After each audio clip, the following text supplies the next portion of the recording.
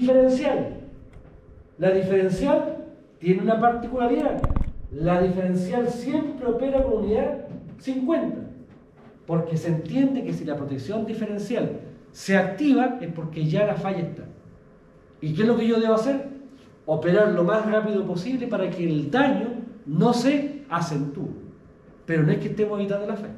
Y por tanto acá tenemos, fíjense, aquí he compartido ya los últimos números NEMA que faltaba por definir. Tenemos 14. El 14 es una protección de velocidad a través de un taco generador, por ejemplo. Tenemos después la 21, la que acabo de hacer, relé de impedancia o de distancia en línea. Después la 25. Yo puedo establecer también dentro de las funcionalidades de un relé el que me ayude en la sincronización. Cuando quiero entrar en servicio, ¿cierto? Un generador, por ejemplo. Y por tanto, para sincronizar, el viejo me ayuda, me comanda en eso. Fíjense, 27, bajo voltaje. SAG, SAG, ¿se acuerdan? Después, 37, relé de baja corriente o potencia. Esto especialmente se aplica en el caso de motores. Me explico.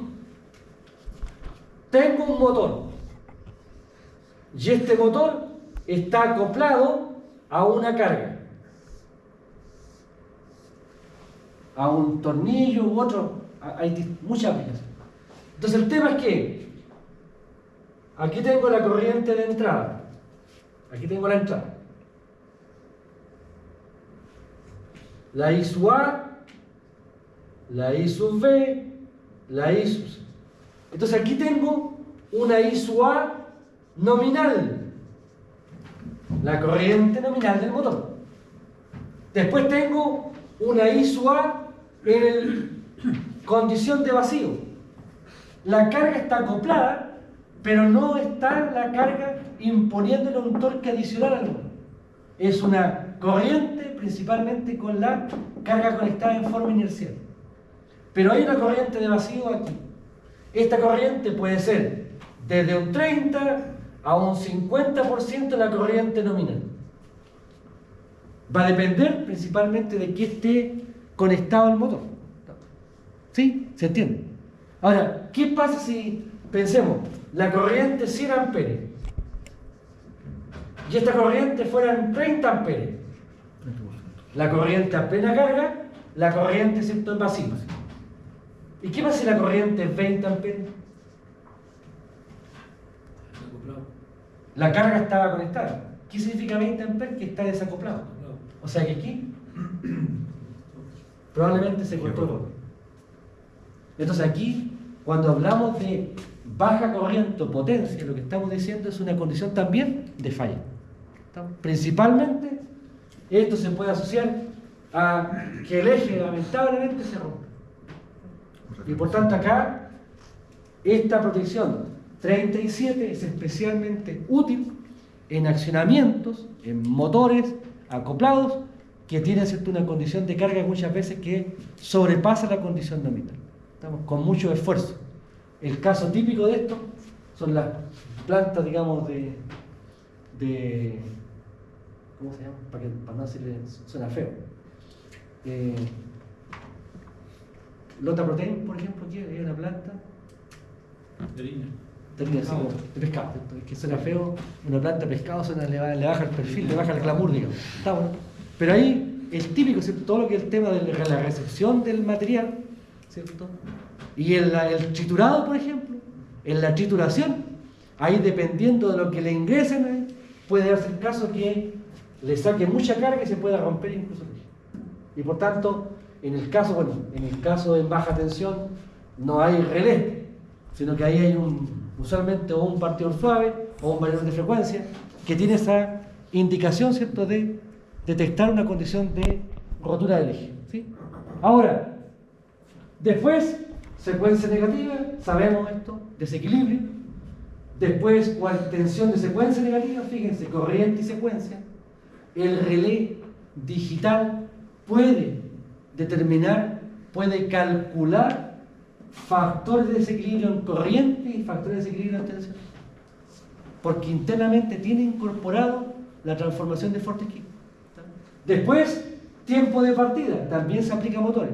Aquí sí se aplica a motores de media tensión, porque hay un tiempo de partida, 10 segundos, 15 segundos, 20 segundos. Si pasa ese tiempo, porque yo tengo una partida falsa.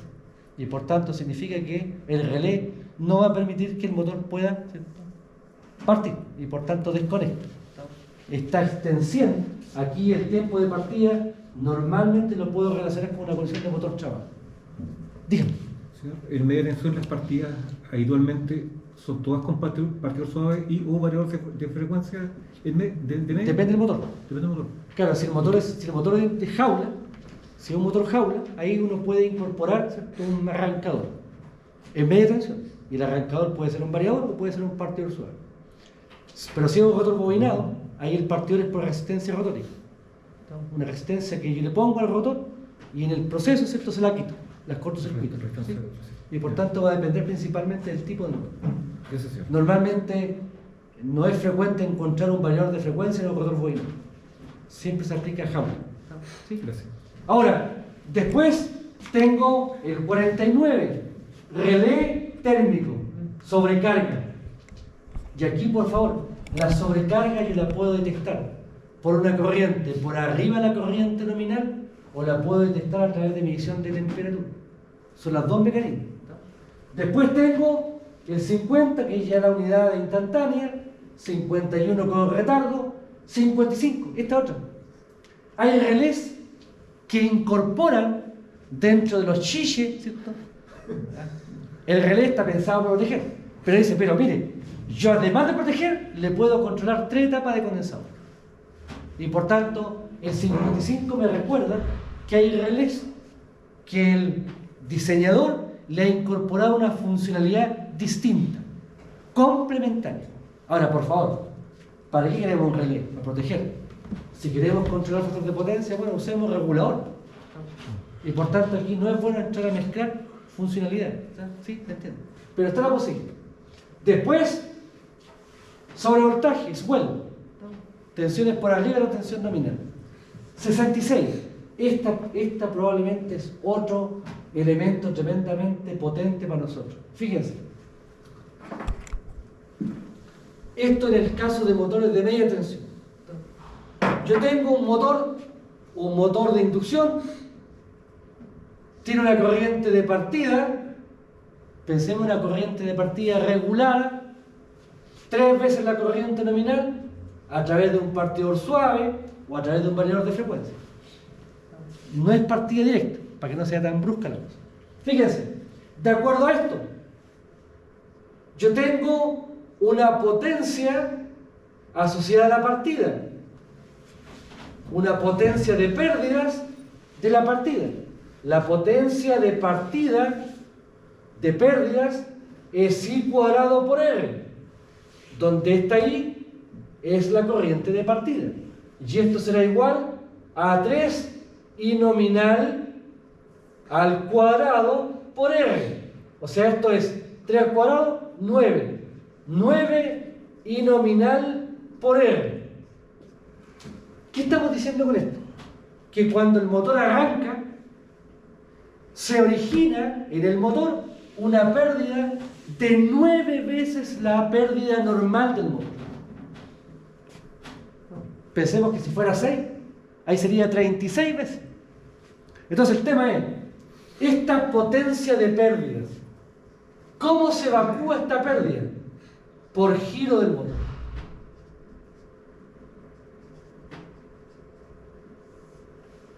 Esa pérdida que se produce, ese calentamiento adicional que se produce, se evacúa en el motor cuando el motor arranca.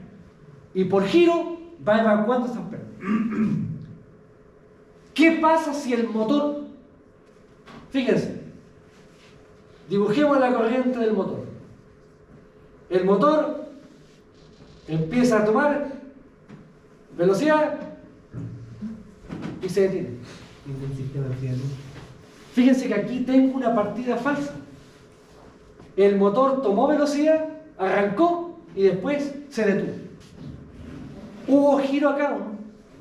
Fíjense que aquí, de aquí para allá, viene el giro, donde estas pérdidas se liberan. no hubo giro. Y por tanto aquí lo que quedó en el motor es una pérdida o un calentamiento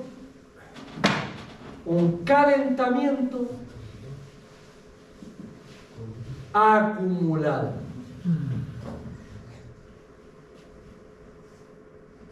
Pasó un minuto y viene un bestia y le da partida de nuevo. Bueno, va a correr y pum. Y ahí murió. Se quemaron las barras, ¿cierto? Lamentablemente se dañaron por sobrecarga térmica las barras del rotor. Entonces acá, ¿cuál es el tema, por favor?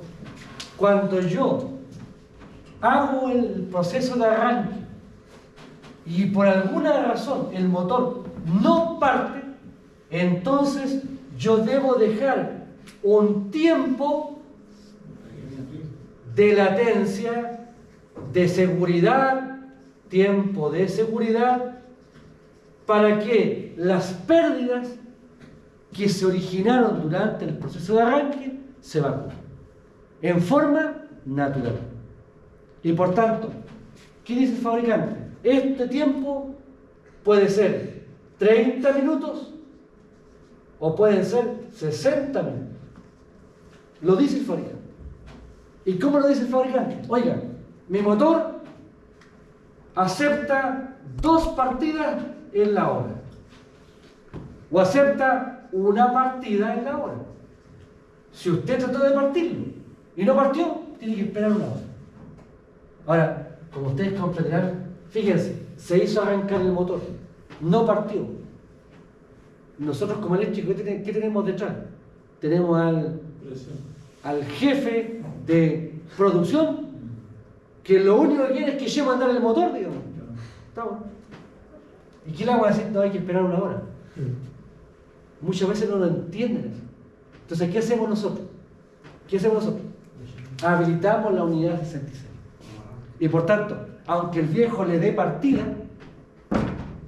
las veces que quiera, puede quedar chato en la partida, la unidad 66 cuenta el tiempo para asegurar la integridad del motor.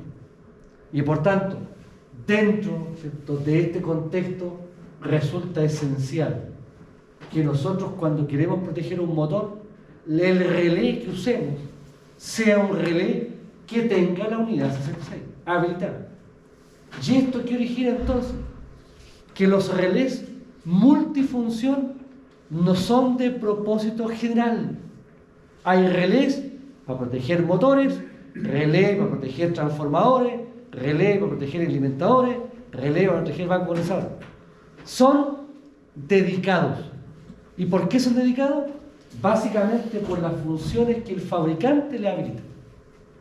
Después, la direccional que ya hemos comentado, tenemos la secuencia 0, la 64, la 81, relé de frecuencia, fíjense la 81, esta es la de los EDAC. Por tanto, cuando yo quiero controlar el EDAC, el relé, ¿qué función tiene que tener? La 81. Y ojalá programada con varios escalones, para que yo pueda habilitar la función EDAC. Fíjense que en el caso del EDAC, si este interruptor está participando del EDAC, entonces este relé normalmente es el F60, el que ha dado mejores resultados, que es un multilínea, un General Electric. Y por tanto aquí el F60, que tiene 800.000 funciones, yo lo uso solamente una, la 81. Si es que yo quiero trabajar con ese relé para trabajar el EDAC, desprendimiento automático de EDAC. Dígame. Señor, entonces, si tuviéramos, para ese caso, el F60 habilitado, ¿sí?, el F60 le daría orden de trip a las cargas acá abajo de manera secuenciada, dependiendo. No, bota el interruptor. Bota ese interruptor. Bota el interruptor. Bota todo esto. Bota todo, ya. Exacto. El F60 estaría alambrado con los chips de los relés que tienen que botar carga. Ahora, como en un EDAC hay que botar bloques de potencia importantes, no bota baja. Eso está diseñado para desconectarse con carga. Claro, y alimentadores completos. Claro. Alimentadores importantes, yo tengo una demanda, ¿cierto?, que efectivamente sume a liberar el sistema. No estamos dentro de la planta, estamos arriba en el sector. Estamos principalmente estamos arriba en la barra principal. Ahora, después tenemos el 87, que es el diferencial que ya hemos comentado. Entonces, ahora, ¿por qué el incordio con los números? ¿Por qué el incordio? Bueno, aquí está, ¿ves? Fíjense. Aquí está el relé, bueno, este relé ya está casi descontinuado, el 469 para motores. Entonces aquí fíjense, este es el mímico informativo del relé. Y aquí, ¿qué es lo que me dice el fabricante? Bueno, me da toda la funcionalidad, pero empleando números.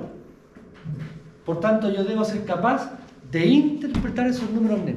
Ahora, es verdad, aquí me he puesto al lado una ayuda de memoria, para apoyarnos. Fíjense, 14 dijimos, velocidad. Después, fíjense, aquí tengo residual, pero también, si ustedes se dan cuenta, tengo una medición de corriente al 87. O sea, este motor, si tiene las bobinas disponibles, yo puedo aplicarles una protección diferencial al motor. Por favor, motor de media tensión. No es un motor de baja este. ¿Sí? ¿Qué otra cosa vemos? Si tengo un transformador residual, puedo habilitar la unidad 5051G. ¿Ven? La G. ¿Qué decíamos? La G es cuando yo tengo un transformador de corriente por donde pasan las tres fases. Ahora, si uso solamente los tres transformadores de fase, tengo 50-51, fíjense, ahí dice 49. 49. ¿Qué dice ahí? 49. Entonces, la 49, que es la sobrecarga, yo la puedo habilitar de dos formas. O por corriente o por temperatura. ¿Está? Y por tanto tengo las dos opciones. El fabricante en este caso, ¿qué me dice? Oiga, por favor, ponga las dos. Sí. Está protegiendo este motor, digamos, que no es tan fácil de reemplazar. Después, fíjense. 55. O sea, este relé puede corregir factor de potencia. O puede controlar hasta 3 etapas de condensador. Pero me interesa a mí. No me interesa porque este relé está pensado para... Yo no quiero corregir factor de potencia. Esto está pensado para proteger el motor. Por tanto, no todas las funciones necesariamente debo ocupar. Ahora, después, fíjense, tengo medición. Ahí tengo bajo voltaje, fíjense, sobrevoltaje, secuencia inversa, frecuencia. A partir de la disponibilidad de los TP. Entonces acá lo que tenemos es una mirada de la funcionalidad del terreno. Y aquí me he tomado la libertad, por favor, de poner la funcionalidad. 66, tiene que estar por ahí en alguna parte. Ahí está. 66. O sea, este viejo está pensado para efectivamente proteger frente a partidas simultáneas. Para no exponer al motor a que se queme. ¿Sí? Ahora, tenemos en consecuencia el relé. Ahora aquí les puse... Dígame. El símbolo que está ahí donde está el TC dice 13. Este. Abajo, ¿cuál es? Ese. No, este, fíjate. Ese dice residual. Uno solo. ¿Eso qué significa? Que por el TC pasan las tres fases. ¿Sí? Ahora, aquí me dice lo mismo, mira. Me dice lo mismo, pero con 3. Correcto. Lo que está haciendo acá es una protección diferencial del motor. Si es que yo tengo la opción, si te das cuenta, hay un cable que está indicando, Sí. me está indicando que yo tenga la opción de medir en la cabeza de las bobinas. Y por tanto, si el motor es rotor bobinado, por ejemplo, lo puedo hacer. Porque las cabezas de bobina están disponibles. Porque ahí le conecto la resistencia exterior. ¿Sí? Y por tanto, acá yo tengo la posibilidad de hacer una medición y evitar una protección diferencial del motor. ¿Sí? Ahora, ¿qué es lo que me interesa? Me interesa que ustedes identifiquen, por favor. Perdón. Sí. Diferencial se está refiriendo porque si hubieran distintas, como son tres bobinas. Claro, tú tienes esto. Entonces habría un desequilibrio, por ejemplo. Tienes el bobinado. Ahí. Tienes el bobinado del motor. A, B, C. Entonces lo que te dice eso es lo siguiente. Yo mido aquí y mido aquí. Mido en la partida y al final de la bobina. De la bobina. Y por tanto, si yo mido estas dos corrientes, ¿cómo deben ser las corrientes? Igual. Pero son distintas porque tengo una fuga en una fuga. Entonces aquí, pero esto va a depender principalmente si el motor tiene disponibilidad para meterle eso. A eso se refiere con diferencial. ¿Sí? Entonces yo estoy viendo entrada y salida en la bobina, el Claro. bobinado. Una inducción. ¿Ah? Una inducción. Ahora, no siempre está. Ahora, en motores grandes, por favor, en motores no sé, pues, de 2000 HP para arriba, debería estar, digamos, porque si se me quema este motor, estamos en serios problemas, porque no puedo reparar aquí en Chile. Yo puedo reparar aquí en Chile en media tensión el bobinado del estator, digamos, pero el rotor, nadie hace un rotor, digamos, en media tensión, hasta ahora, según entiendo. A no ser que ustedes conozcan alguna fábrica que hace rotores en media tensión. Ahora, tenemos en consecuencia, insisto, una mirada, una inspección visual de las funcionalidades. Yo esto, por favor, lo que está aquí al lado, lo he puesto como ayuda de memoria para poder reforzar y poder repasar los números. Fíjense, después tenemos, bueno, este es de motores. El 469, bueno, partamos. 269 el primero, después el 469, después el 869 y después el M60. Son números, ¿cierto?, que van identificando la evolución del relé. Y estos son todos General Electric para protección de motores de media tensión. Y por tanto, ahora el 269 ya no está, el 469 también ya está descontinuado, estamos aquí, aquí y aquí. Como desarrollo, ¿cierto?, de disponibilidad, ¿cierto?, en el mercado. Ahora, después, para alimentadores, tenemos el 750, después tenemos el F35, después el F60.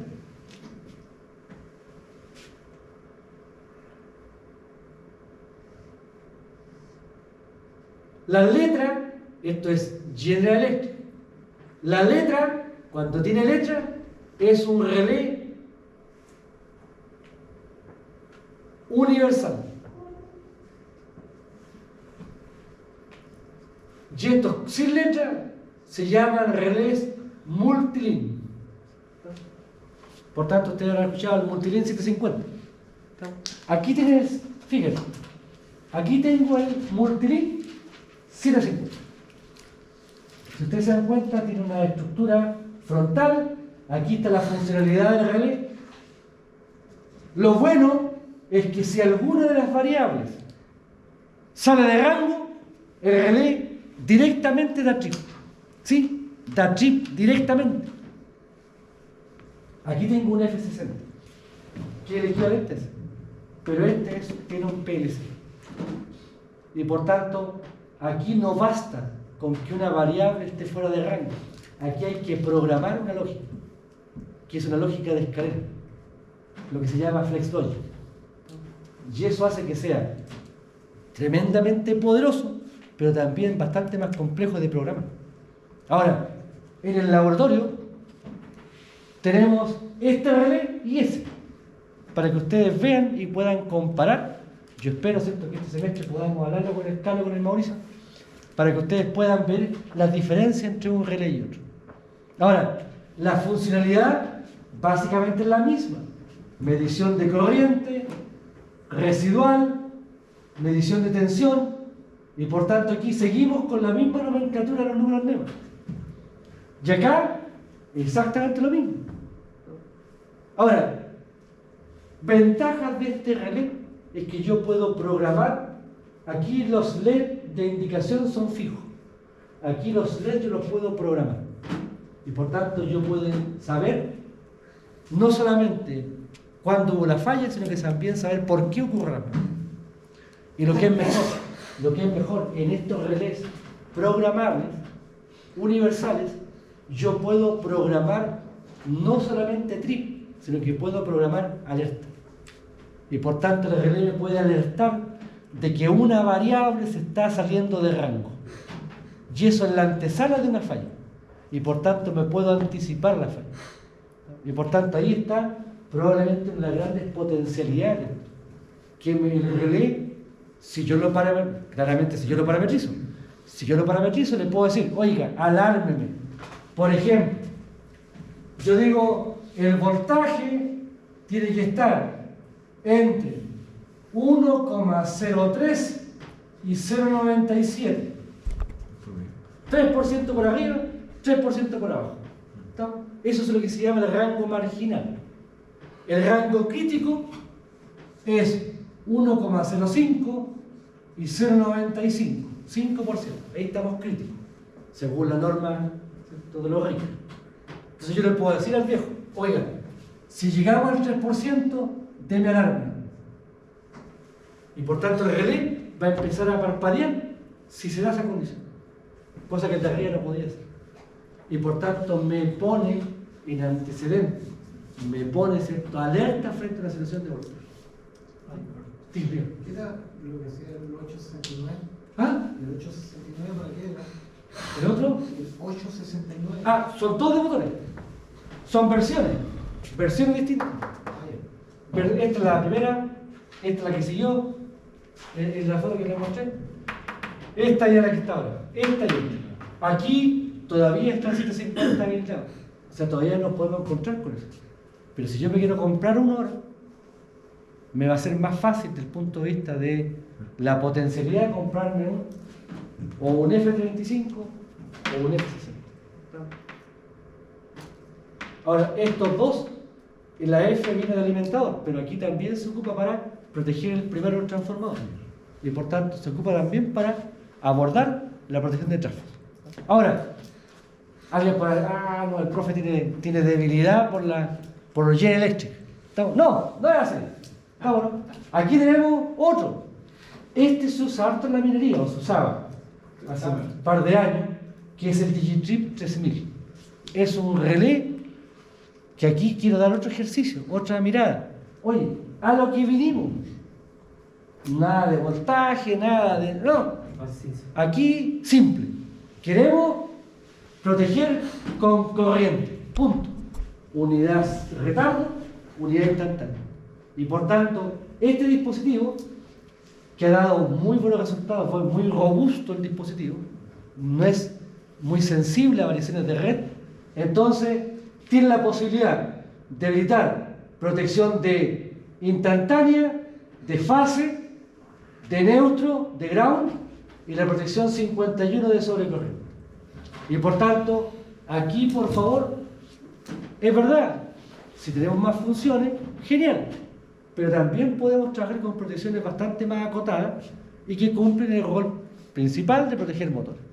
Ahora, también están los relés Siemens. El Siemens, aquí puse uno, el Ciprotec 47SJ63. Fíjense, este es el esquema. Residual, corrientes de fase, voltaje. ¿Estamos? La nomenclatura es otra, porque viene con norma europea.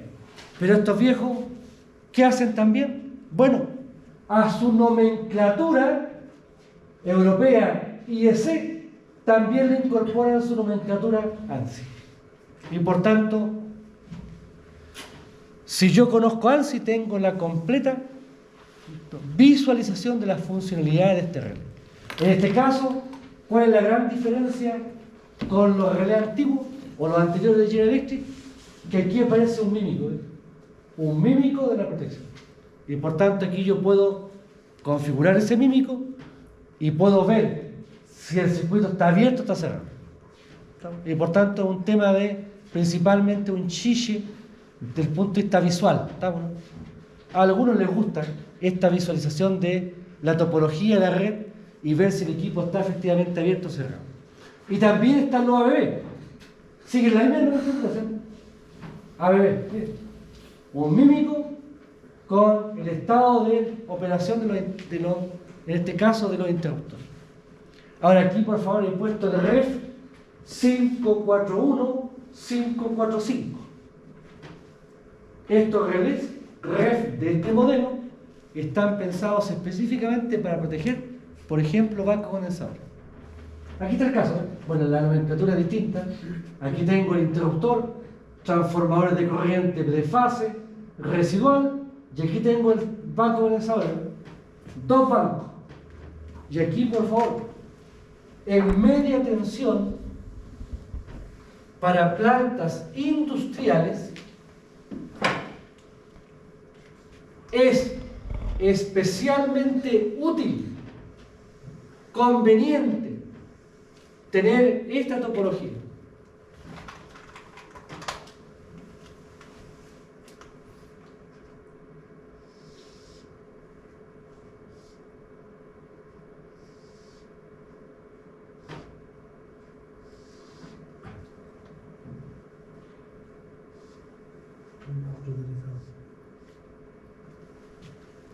2 bancos en estrella.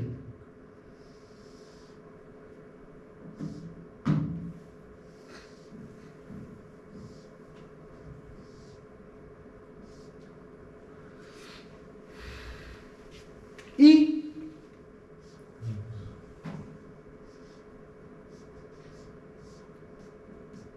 con el neutro común.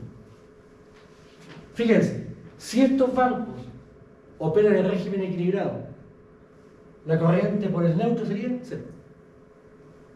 Por tanto, la corriente, si yo detecto una corriente que circula por aquí, esta corriente me está indicando de que los bancos estos tienen problemas, se están pasando. Y por tanto, a través de la medición de esta corriente puedo rápidamente detectar una condición anormal.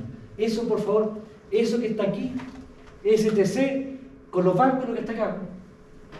Banco en estrella, y esta conexión con esto que está acá, el circuito, es un transformador de corriente que está puesto entre los 2 neutros. Es una nomenclatura bien. Uno dice, ¿dónde está la estrella aquí? No se ve directamente, ¿me explico, no? Pero esto que está acá representa esto. 2 bancos en estrella con neutro común. Y acá aparece, ¿ve? Fíjense, el delta I, el de balance, delta I. Ese delta I es la parametrización de cuál es la sensibilidad de la corriente por el neutro. Ahora, estos ref de ABB, el ref 541 al 545, son los modelos nuevos. Antes, ABB hablaba de los SPAG. Y por tanto, esta marca, ABB, se transformó. Si uno, bueno, ahora ya no estamos, pero si uno hubiese ido hace, no sé, 10 años atrás a alguna planta de Arauco, todas las protecciones de los bancos trabajaban con esto, con SPAG. Y esto se modificaron a este nuevo modelo que está usando ahora. ¿Sí? Este era un relé maravilloso, digamos. Porque era en base a switch. Yo parametrizaba los switch con switch. Era una cuestión bien, era anecdótica, digamos. ¿No? Tenía su ciencia. ¿No? Ahora no, ahora todo entra por teclado la cuestión. ¿Ahora? ¿Ahí? No sé. Pero a mí me tocó trabajar con SPAG. Y claro, el ajuste era cambiando los switches. Entonces tenía un sentido distinto. No había que entrar a teclado, ni había que conectar el cable como se hace ahora. Ahora, fíjense. Para finalizar, entramos ya a la etapa de cierre de este proceso de esta mirada conceptual.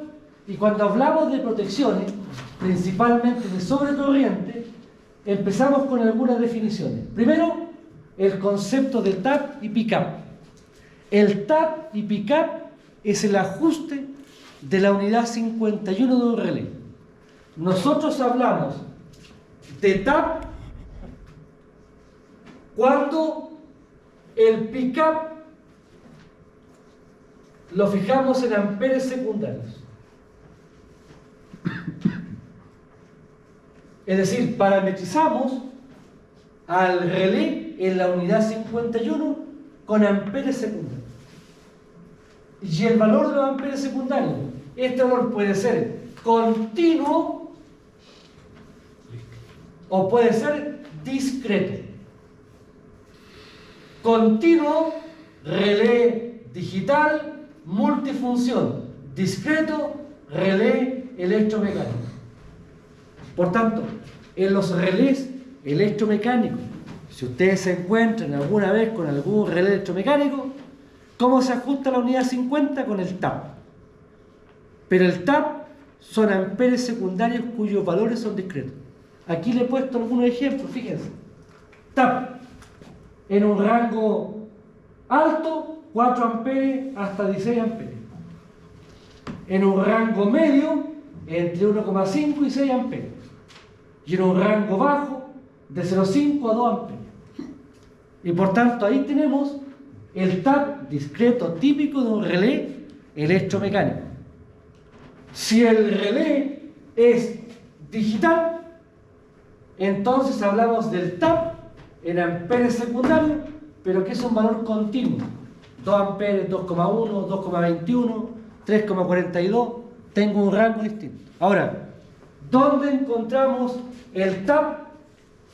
Principalmente en relés electromecánicos y relés digitales multifunción con norma IS, es decir, de procedencia europea. Ahora me puede decir, bueno, ¿y cuáles son? Bueno, General Electric, perdón, Siemens, Cell, ABB también. Tienen, ¿cierto?, el ajuste o la parametrización en amperes secundarios. Aunque ABB también tiene la otra función, en base al pick-up. Pero típicamente uno se puede encontrar con esta situación. Ahora, esto es en el caso del TAP. El pick-up, para ajustar el pick-up es una constante K por el CT. Ya no está en amperes, está en función del transformador de corriente, y esta es una constante, es un valor continuo. Fíjense, aquí puse ejemplo. Pick-up 1.00 por CT. Tiene hasta 2 decimales. Puede ser 0.93, 0.95, 0.98. Siempre menor a 1. Si es mayor a 1, eso me está indicando de que el TC es muy chico. Y por tanto ahí, normalmente, lo vamos a ver después con ejercicio, la constante del CT es un valor continuo menor a... Si resulta que esa constante es mayor a 1, estamos con problemas. Eso indica que la relación del transformador de corriente no es la adecuada. ¿Sí? Ahora, después tenemos el tiempo de paso o el paso de coordinación. Cuando hablamos de la coordinación, ¿sí?, ¿se acuerdan que vimos la coordinación lógica y la cronométrica? Bueno, dijimos, vamos a trabajar con la cronométrica, donde yo incorporo un retardo intencionado entre la protección principal y la de respaldo. Y por tanto aquí hablamos del paso de coordinación. Y este paso de coordinación es un retardo intencionado. El paso de coordinación normalmente está entre 0,2 y 0,35 segundos. Para relés digitales multifunción. En el caso de relés electromecánicos, si ustedes piensan en un electromecánico, que ese disco tiene un montón de problemas, que puede que no esté balanceado, esté desgastado, y ya empezamos con errores, errores que son mecánicos. Y por tanto ahí, cuando se trata de electromecánico, el paso varía entre 0,3 y 0,4. Es más alto. Para reconocer, por favor, sobrecargas en la pieza mecánica y errores, ¿cierto?, del relé propios, ¿cierto?, del deterioro cognitivo, ¿cierto?, del relé, porque va perdiendo capacidad, desafortunadamente. ¿En el laboratorio tienen eso? En el relé, tenemos algunos, pero ya los que estamos trabajando son principalmente digitales. No, pero están como de Están ahí como medio escondidos, digamos. Bueno, hay algunos colegas que les da vergüenza esos relés. Yo no encuentro una obra de arte. Pero bueno, son percepciones distintas. Ahora, características de operación. Aquí dijimos, ¿cuál es la característica de operación? Bueno, va a depender de la estrategia que yo use. Y por tanto podemos trabajar con tiempo definido, con tiempo inverso. Tiempo definido, instantáneo o con un retardo constante. Inverso, puede ser inverso, muy inverso, extremadamente inverso. Por favor, vamos a ver que aquí tenemos otras variantes también. Pero básicamente, si acotamos, serían básicamente esas. Y acá, por favor, en el caso de la curva, fíjense, para un relé digital, curva, puedo elegir extremadamente inversa, puedo elegir la muy inversa, puedo elegir la inversa. Y acá está el concepto del lever. Lever retardo, o también se le llama multiplier. Leve retardo multiplier. Es el retardo que yo le incorporo. Vamos a ver que después, cuando trabajemos con las curvas, el lever finalmente es el retardo intencionado que yo le incorporo al relé. Básicamente para lograr esta suerte de operación selectiva. Protección principal y después la de respaldo. Y por tanto, acá he puesto, ¿cierto?, una mirada de la parametrización básicamente de relés multifunción. En el caso de un relé electromecánico, yo compro relé electromecánico inverso. El relé no me da muchas posibilidades de elegir la curva. Y por tanto ahí estoy bastante más restringido respecto a la opción. Aquí, por favor, el relé digital me da una variedad brutal de curvas, como la vamos a comentar en un par de minutos más. Tenemos entonces el punto de partida. Ahora, por favor, esto hay que llevarlo a piso. Y lo llevamos a piso a través básicamente de ejercicios, que son los que le acabo de entregar en papel. Y se los mandé ayer con todo cariño en el WhatsApp. Porque ahí vamos viendo y le vamos dando un sentido a esto. Ahora, fíjense, las curvas. Aquí están las curvas, ¿eh? Este es el lever. A medida que yo voy aumentando, lo que voy haciendo es haciéndola más lenta. Por tanto, si yo elijo una curva hacia arriba, estoy incorporando más retardo. Si la bajo la curva, estoy incorporando menor tiempo de operación. Y por tanto, el lever o retardo o multiplier es la curva que me interesa utilizar según el propósito de la coordinación de protección, que es lo que vamos a comentar en un ratito más. Ahora, curva. Hay curva IAC, hay curva ANSI, hay curva de tiempo definido, hay curva IEC. No me gusta ninguna de esas. Me hago mi propia curva. Le ingreso al relé punto a punto. Corriente, tiempo, y me hago una curva. Oye, a mí no me gustan esas. Me hago una curva así. Tengo la posibilidad de hacer la curva puntito a puntito. Y por tanto aquí uno no puede decir que no hay curva para hacer el estudio. O sea, aquí la salida siempre. Ahora, normalmente uno ya sabe que esta es una sutileza, ¿no? Porque en realidad con lo que tenemos aquí arriba es más que suficiente. Nosotros vamos a trabajar con las curvas ANSI, únicamente por un tema, ¿cierto?, de acotar el tema, la problemática de curva. Y en el caso de las curvas ANSI, fíjense, tengo dos opciones: o uso la fórmula o uso la carta de operación. Esta curva, si ustedes se dan cuenta, es una curva muy inversa. Curva. Esto vale 0,5, 1, 2, 3, 4, 5, 6. ¿Se dan cuenta que son valores discretos? El fabricante, por favor, esto es historia, ya el fabricante no entrega esto en los manuales. ¿A qué se refiere con valores discretos? Perdón. El lever puede tomar valores discretos si uso la curva. Fíjate. Aquí lo que estamos diciendo con esta familia de curvas es que si yo elijo en el relé m igual 0,5, esta va a ser la curva de operación en el relé.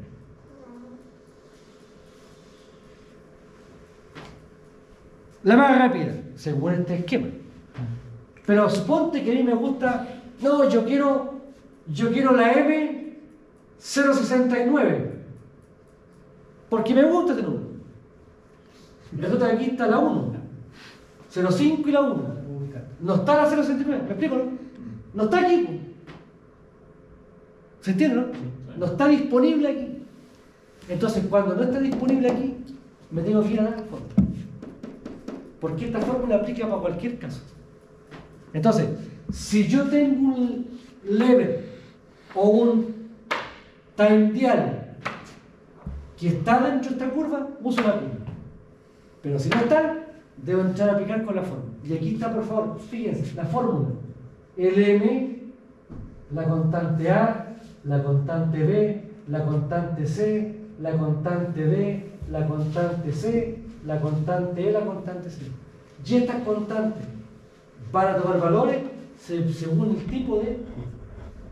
Por tanto, si es una curva B inversa, el A vale 0,0615, el B 0,7989, el C 0,34, el D menos 0,284 y el E 4,0505. Ahora, ¿por qué digo la B inversa? Porque tiempo atrás lo dijimos. Hay una curva inversa y una extremadamente inversa. Las dos tienen cosas buenas y malas. Y por tanto, usualmente aquí nos vamos a la intermedia. Y la intermedia es la B inversa. Entonces, ahora ustedes se la reír, pero después esas constantes se las aprenden uno de memoria. Tanto la usan que ya se las aprenden de memoria. Y bueno, yo igual les entrego estas tablas para que no se las aprendan ustedes de memoria, pero sale en forma natural. Entonces, de hecho, yo digo, cuando ustedes ya las constantes se las conozcan es porque ya están casi ya listos. Ya están a tono, digamos.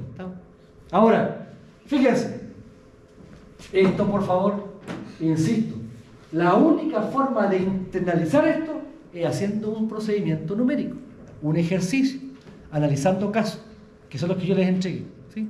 Ahora bien, dicho esto, tenemos entonces la mirada de las curvas, podemos trabajar con un análisis visual o bien empleando fórmulas. Ahora bien, cuando hablamos de criterios de protección, queremos proteger los equipos. Entonces aquí empiezan los criterios. Criterios de protección. Y acá, cuando se establecen criterios de protección, tenemos que reconocer que los criterios van a cambiar según el equipo que yo estoy protegiendo. Y por tanto, en ese sentido, lo primero es el transformador, probablemente el equipo más importante dentro de una red industrial. Fíjense, en un transformador, ¿qué hay que hacer? ¿Qué debemos hacer? Primero, debemos asegurarnos de que esté protegido para la corriente nominal. ¿Eso qué significa? Que la protección debe permitir la corriente nominal, pero no más allá de ese valor. También la protección no debe cortar para una corriente por debajo de la nominal. Y por tanto, ahí tenemos un punto de inflexión, la corriente nominal. ¿Cómo la calculamos? A partir de la potencia de la tensión nominal. Y por favor, esa constante K se denomina el factor de sobrecarga. ¿Cuánta sobrecarga voy a permitir? Nosotros, en protecciones, en mi parte, vamos a aceptar hasta un 2% de sobrecarga. Por tanto, ¿cuánto vale esa constante K de la corriente nominal? La constante K será 1,02. Ahora, por favor, este es un criterio básicamente para ir cambiando un poco la historia de esto. Ustedes podrían decir, profe, yo no estoy de acuerdo con usted. Yo no contemplo permitir que el equipo opere con sobrecarga. Y por tanto le pongo al K 0, 1,00. ¿Sí? Por tanto, aquí está un poco la mirada que ustedes quieran plantear. Ahora, yo, como todos podemos tener criterios dispares, aquí yo fijo un criterio de referencia. ¿No? ¿Sí? Que por lo demás es completamente concordante con la normativa. La norma, ¿cierto?, establece finalmente que los equipos pueden ser o debiesen ser capaces de soportar un 2% en condición normal sin que eso signifique un riesgo. ¿Sí? Ahora, después tengo el inrush, la corriente de inrush. Cada vez que yo energizo un transformador, se produce el inrush. Y esa corriente de energización es la corriente nominal por la constante inrush. Esa constante inrush la entrega el fabricante. Depende de la potencia del tráfico. Varía entre 6 y 10 veces la corriente nominal. Y por tanto, nosotros acá, el K que vamos a contemplar va a ser 6 veces la corriente nominal, por dar una referencia. Pero puede ser 8 o puede ser 10. Y el tiempo de inrush es un tiempo fijado, definido, 0,1 segundo. Está demostrado que la energización de un transformador, el fenómeno transitorio, dura menos de 0,1 segundo. Y por tanto ahí tenemos otro punto de referencia. Después tenemos la curva de daño térmico, que se conoce como la curva ANSI o punto ANSI. Este punto ANSI, que dice la norma IEEE, es la estimación del efecto de la corriente de cortocircuito en el transformador. Ahora bien, uno puede trabajar con ese punto NEC, pero normalmente si uno quiere ser más riguroso y ajustarse mejor a la norma IEEE, uno en vez de trabajar con un punto, trabaja con una curva, que se llama la curva de daño. Esta curva de daño tiene 4 puntos. 1, 2, 3, 4. El punto 1 y 2, según la norma IEEE, identifica un daño mecánico en el transformador. El punto 1 y el punto 2 es un daño mecánico. El punto 3 y el punto 4 es un daño térmico. Y por tanto, el fabricante ha establecido que dependiendo del tamaño del transformador y dependiendo de la impedancia del transformador, me da una orientación respecto de cómo calcular estos 4 puntos. Aquí está la tabla donde yo puedo calcular el punto 1 y el punto 2 de daño mecánico y el punto 3 y 4 de daño térmico. Y por tanto, calculada la curva de daño. Pero ese daño es por temperatura, ¿sí? Temperatura y falla, y cortocircuito. Son las dos condiciones. Ahora, lo que pasa es que él separa el daño de un chafo puede ser mecánico o térmico. Y por tanto, el daño mecánico está aquí abajo, con las mayores corrientes, deformaciones, roturas, ¿cierto?, del equipo, en la estructura mecánica. Y acá, fíjate, estamos con corrientes no tan grandes, pero mayor tiempo. Y por tanto ahí lo que tengo, ¿cierto?, es una condición sostenida de sobrecarga. Y ahí tengo ya un daño térmico, lo que significa pérdida de aislamiento, ¿cierto? Lamentablemente, ¿cierto?, una fuga en el devanado, el material, ¿cierto?, el bobinado. Ustedes saben que en la bobina viene, ¿cierto?, con un pequeño aislamiento, ¿cierto?, asociado al conductor, y por tanto si lo caliento más allá del tiempo razonable, se pierde ese aislamiento y por tanto entramos en una condición de daño irreversible. Entonces acá, fíjense, ¿qué es lo que me dice el fabricante? Curva de daño. Estos puntos queman el trafo. Por tanto, la curva del relé tiene que estar siempre por debajo. De tal forma de que siempre el relé opere antes que yo someta al transformador a esa forma. Y por tanto, si el relé tiene esta curva, está cruzando la curva de daño, yo digo el relé no protege el tráfico. Si el relé está por debajo, yo digo sí, protege el tráfico. Y por tanto aquí hay un tema de certeza respecto de no exponer al transformador a esta condición de daño. Ahora bien, también tengo, si yo no quisiera trabajar con esto, trabajaría con el punto ANSI, un punto, y la corriente de cortocircuito. Pero estos dos factores yo los incorporo dentro de estos 4 puntos. Y por tanto, una de las cosas que vamos a hacer, en el caso número 1, partiendo, ¿cierto?, hacia la oeste, es poder calcular los puntos de la curva de daño, que aprendamos a determinar y aprendamos a evaluarlo, ¿sí?